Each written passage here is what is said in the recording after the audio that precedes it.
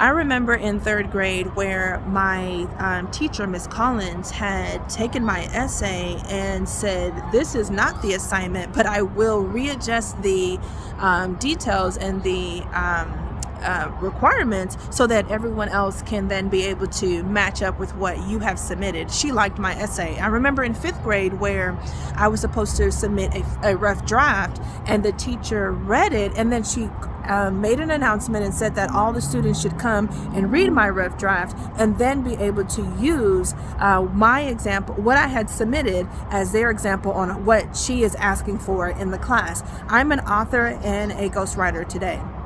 Now, those are positive things. Negative things would be, in particular, I remember trying to start off on a date with this gentleman, and we were driving away from Jack in the Box, and he asked me, "Is it a left or right from here to take us back to the main road?" And I was confident that it was one direction, and he said the other.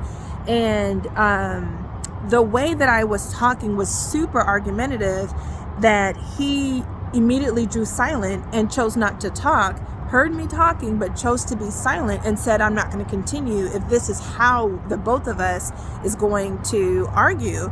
And so that was one. I remember working at a restaurant, and my superior came to me, asked me a question about schedules, and wanted to know how, she said, "You're very hardworking, but I would like to know how it feels to be working with the other workers who are more knowledgeable in their task, but they're not working as hard." And I gave my opinion, but she then said that by the end of me talking, that she's gonna not be able to talk to me again if I'm not able to talk to her constructively without arguing again. Today, I am in a relationship where the arguing happens maybe every week to every 2 weeks, and I have things in my past to where this things in the past have had moments where they've shined, and they're still happening today. So how can I uproot that? Where I want to be is not where I am. And I could really learn from what I'm doing now, what I'm contributing now, to not get the results that I want in the future. First, I do acknowledge that the things I'm experiencing today, that I'm involved in today, are not some things that started today. This has been a build up of characteristic traits that are cemented in me right now, but they can be removed.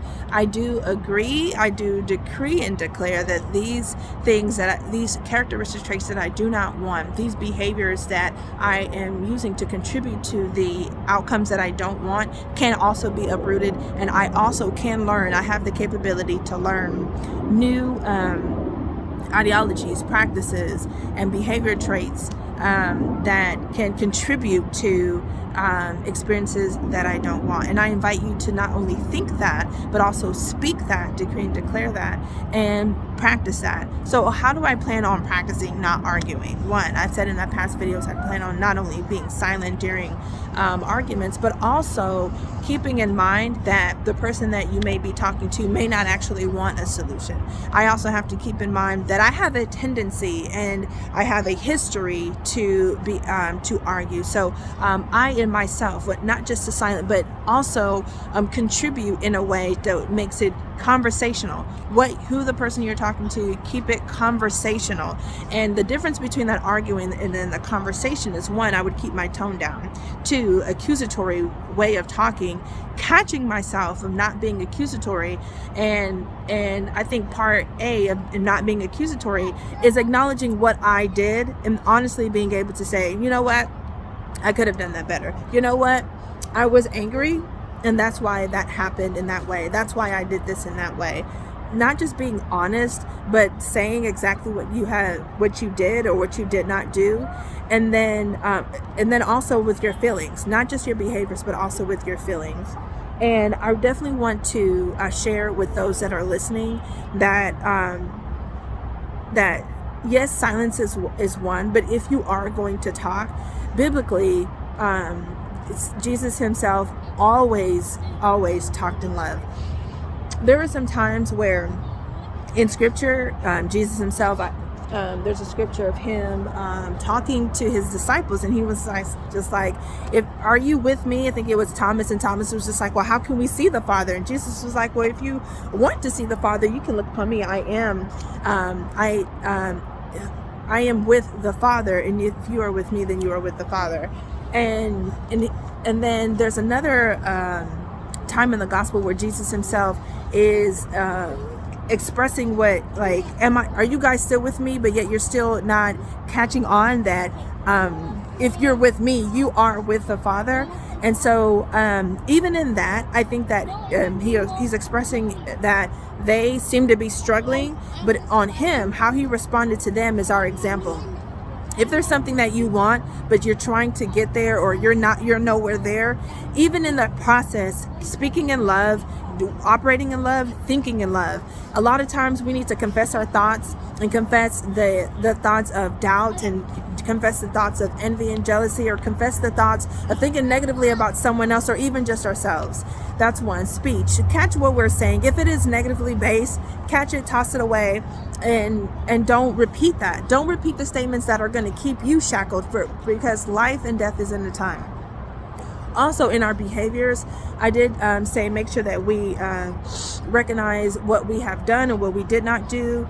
But also in our behaviors, when we are cooperating or trying to cooperate, what cooperation would look like would be to cooperate in love, to behave in love, to be, so much as it depends on me, let there be peace. So the scripture has a responsibility in you. It lies in you. And a lot of times I think all the times when we actually read scripture, we are removing our ignorance. When you are reading scripture, you are now becoming responsible because this knowledge is made known to you. A lot of people don't want to read the scripture because they know that once they read it, now they're going to have to be abide by it. They're going to have to now be responsible for the information that they do know. And it is so easy for cowards and the weak to say that I didn't know, so they can hide by, unfortunately, you're not going to be able to hide by that ignorance. So they can hide by, I don't know. And a lot of people say, I don't know, because they don't want to be responsible for the knowledge.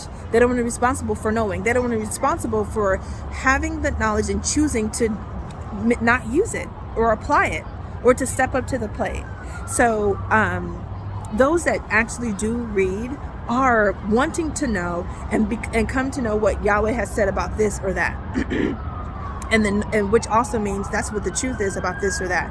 When we're operating with people, cooperating with people, have love in your heart beforehand, because it's going to be too late if you're already in the presence of people and you don't have that love already in you. And if you don't know what love is, go ahead and reach out 1 Corinthians chapter 13 verse 4 and understand what it sounds like when you're talking, what it looks like when you're behaving, what it is, the emotions are inside of the heart, kindness.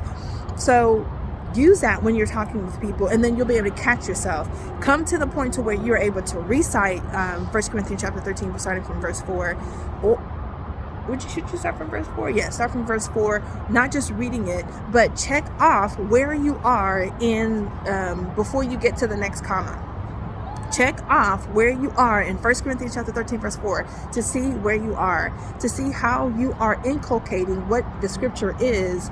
If you're inculcating these characteristic traits, then it's going to be easier for you to be able to not just reach my particular goal that I have, but also yours as you continue to use love and operating in your thoughts, in your words, and in your behaviors.